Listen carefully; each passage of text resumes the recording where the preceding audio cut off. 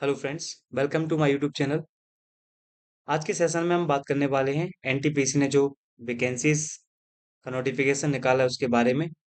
Zone wise post किस zone में कितनी वैकेंसी है, इन सारी बातों पर हम चर्चा करने वाले हैं। तो सबसे पहले तो आप देख लीजिए जोन वाइज वैकेंसी। जैसे कोलकाता जोन में 1382 है, मुंबई में 827 वैकेंसी है, भुवनेश्वर में, बिलासपुर में।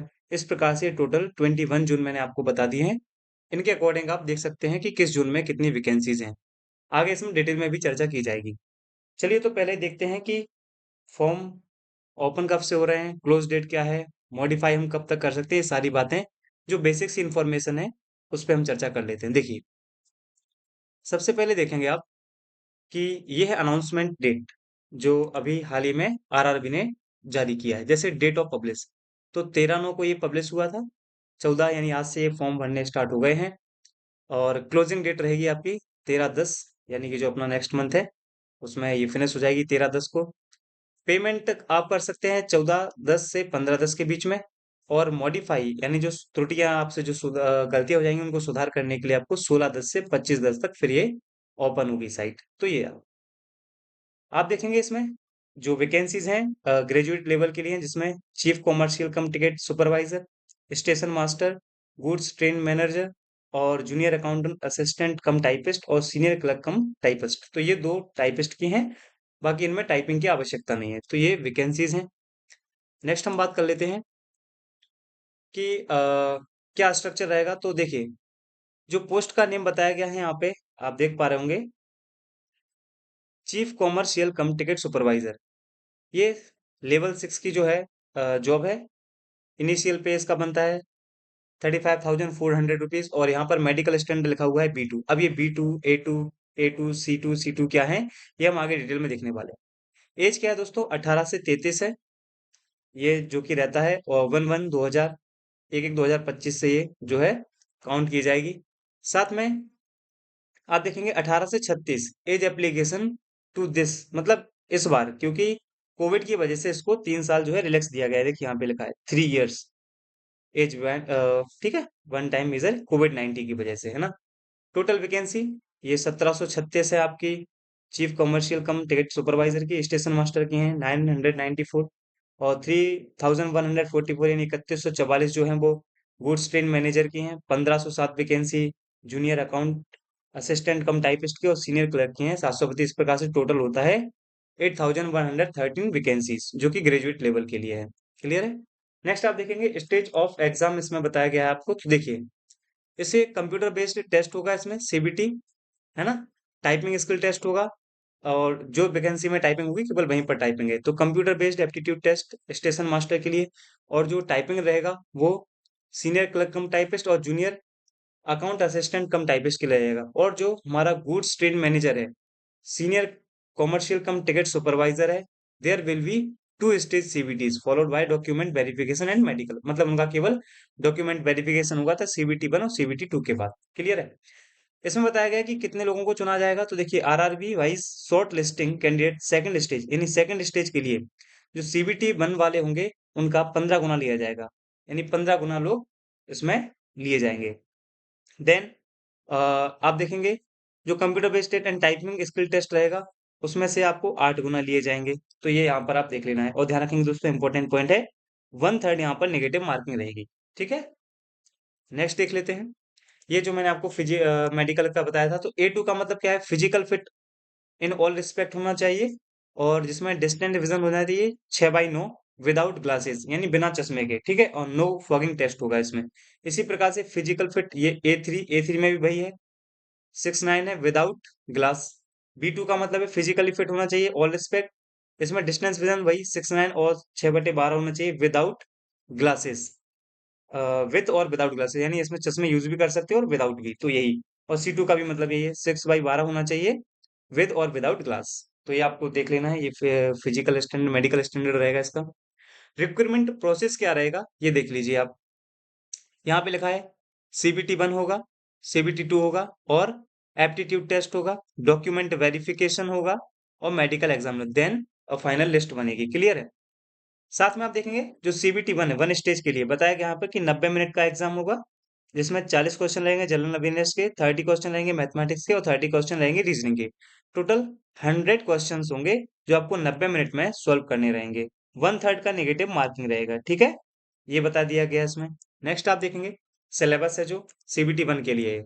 किसके लिए है ये है दोस्तों सीबीटी 1। तो सीबीटी 1 में क्या बताया गया?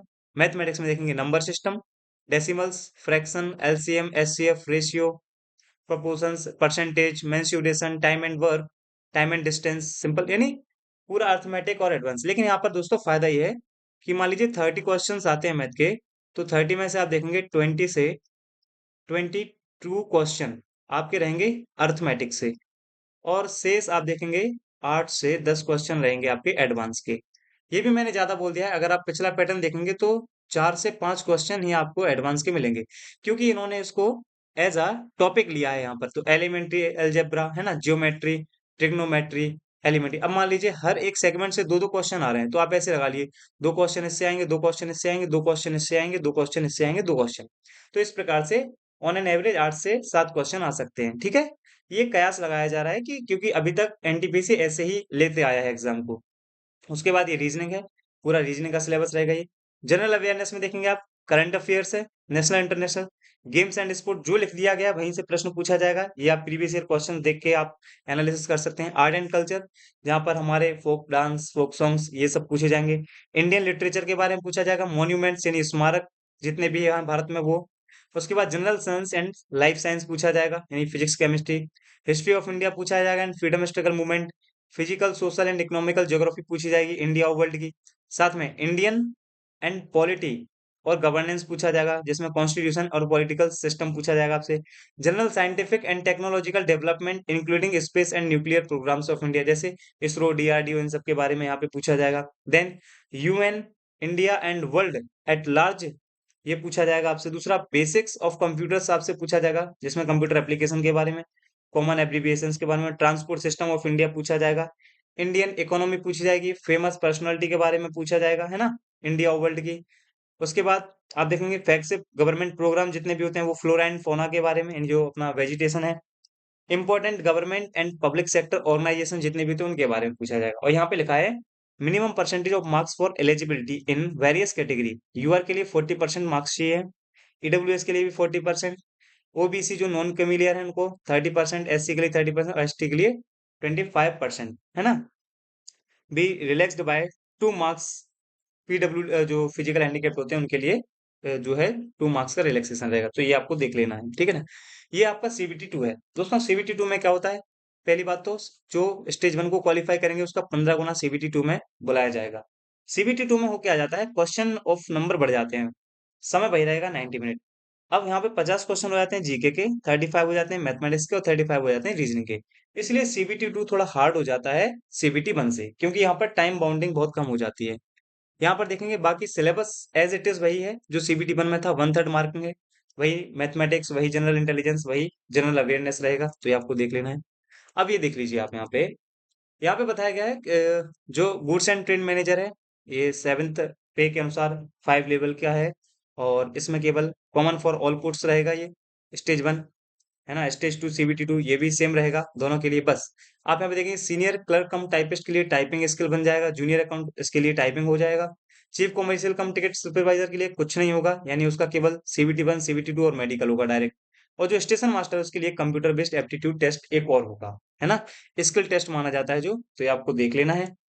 नेक्स्ट मैंने आपको ये पोस्ट वाइज प्रेफरेंस बताया, तो कुछ के मैंने यहाँ पर बताया, जैसे अहमदाबाद।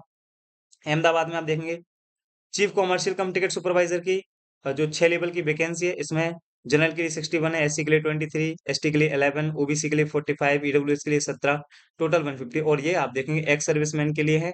तो ये सारी चीजें आपको देख लेनी है। स्टेशन मास्टर की यहाँ पर टोटल 32 वैकेंसी है, गुड ट्रेन मैनेजर की है 89, और सीनियर कम टिकट टाइपिस्ट के हैं 20। तो टोटल 202 वैकेंसी ये जनरल के लिए यहाँ पर है, 79 एससी के लिए, एसटी के लिए। ऐसे ही आप सबकी देख सकते हो। ये अहमदाबाद का है, देन ये अजमेर का है, आपको देख लेना है, नोटिफिकेशन पढ़ेंगे। और ये बेंगलुरु का है। तो इस प्रकार से ये जो पूरा भोपाल जोन का बताया गया है कि भोपाल जोन में कितनी कितनी है, तो एक बार आप अच्छे से नोटिफिकेशन को देख लेंगे। एक दो दिन का वेट करिए, और अपने अकॉर्डिंग जोन को आपको सिलेक्ट करना है, जिस जोन में आप चाहते हो। अगर आप कि तैयारी बहुत बेहतर है, तो ज़ोन से कोई ज़्यादा फ़र्क नहीं पड़ता है फिर तो। तो आप तैयारी पे ध्यान दीजिएगा। ये सारे ज़ोन एक बार मैं फिर आपको बता दूँ, सबसे ज़्यादा हैं 1382 कोलकाता ज़ोन में और सबसे कम आपको देखेंगे मुज़फ्फरपुर ज़ोन में, है ना? 12 यहाँ पर वैकेंसीज़ हैं। तो थोड़ा-सा आप देख लेना अपने हिसाब से कि जब आप फ़ॉर्म फिल कर रहे हो तो ज़ोन को थोड़ा तरीके से आप देख पाएँ। तो वीडियो अगर पसंद आया हो दोस्तों तो वीडियो को लाइक करें, कमेंट करें, ज़्यादा से ज़्यादा इस वीडियो को शेयर करें। दोस्तों इसी चैनल पे हम एनटीपीसी सीरीज़ लेने आने वाले हैं, जिसमें जो भी जनरल अवेयरनेस के टॉपिक सिलेबस में दिए हुए हैं, उन सबको हम कवर करेंगे प्रॉपर विथ एमसीक्यू, पीवाईक्यू।